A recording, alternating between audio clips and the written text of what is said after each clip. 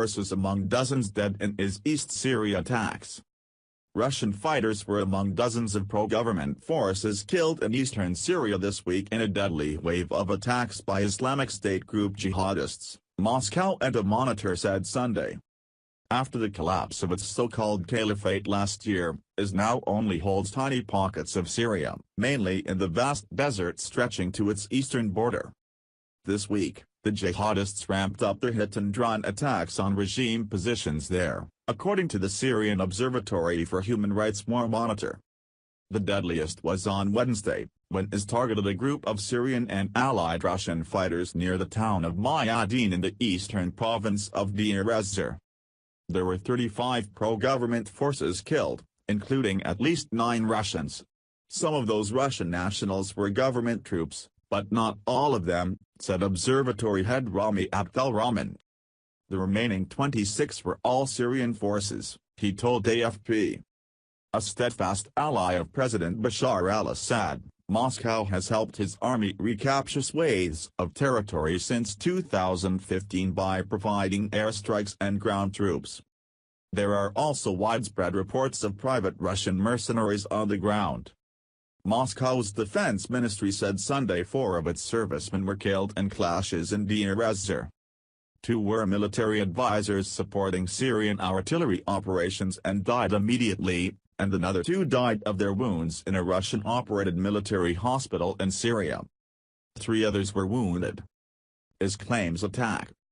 Russia did not specify when, where, or whether IS was involved, but it appeared to be the same incident as the IS attack reported near Mayadin.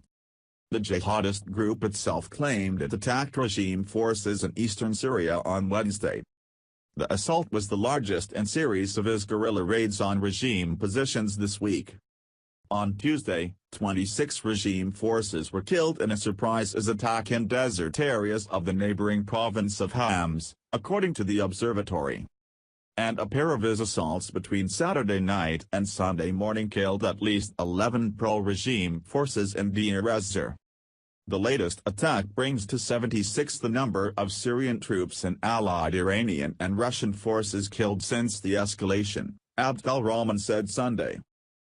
He said the uptick came the day after the last IS fighters were bussed out of southern parts of Syria's capital Damascus, including the ravaged Palestinian camp of Yarmouk, in a negotiated withdrawal.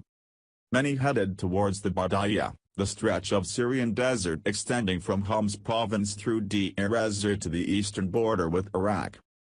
The observatory said the evacuated fighters were actively involved in the recent attacks. IS is trying to take the initiative and show it can still threaten the regime and its allies despite the losses it suffered in other areas, said Abdelrahman. Government positions in the Bardaya make for an easy target, they are few and far between, so reinforcements take a long time to arrive. Russian-backed Syrian troops hold the western half of ez-Zor province, which is divided diagonally by the Euphrates River. US-backed fighters hold the east bank. The river is meant to serve as a confliction line to prevent the 2 sides from clashing as they pursue separate assaults against IS.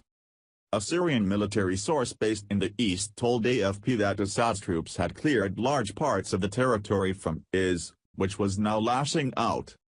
Daesh wants to hinder the army's combing operations in the Bardaya by waging these intermittent attacks, said the source, using the Arabic acronym for IS. It confirmed Russian military advisors were present during Wednesday's attack and were among those killed. Russia's government officially acknowledges that 92 soldiers have been killed in Syria, although some estimate the number is even higher. The highest casualties were in March, when a transport plane crashed at Mumim Air Base where Moscow's Air Force is based, killing all 39 people on board. On Sunday, a local Russian newspaper in the Siberian city of Chita reported on the funerals of 4 soldiers it said were killed in Syria on May 23. The international group Conflict Intelligence Team said up to 6 Russian soldiers could have been killed in the attack, quoting social media reports of a funeral for a Russian soldier that took place in the western Russian city of Smolensk this week.